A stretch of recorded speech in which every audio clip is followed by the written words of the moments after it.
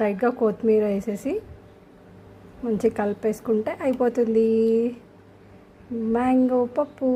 Hi viewers, welcome back to fusion boys 3. ఇప్పుడు ఒక మంచి హెల్దీ పప్పు చూపిపోతున్నాను. కందిపప్పుతోని కుక్కర్లో వేసుకొని దీన్ని వాష్ చేసుకుని గంగాబాయిలు, అలాగే కొంచెం టమాటో, మ్యాంగో మెయిన్ ఇంగ్రీడియంట్,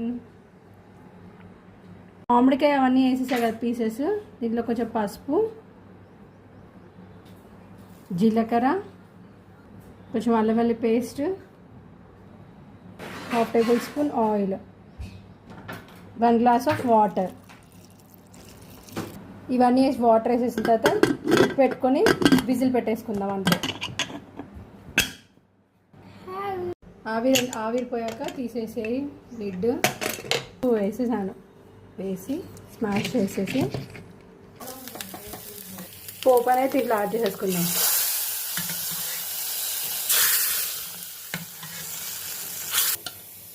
కొంచెం వేడి అయ్యేంత వరకు ఉంచేసి దింపేయడమే.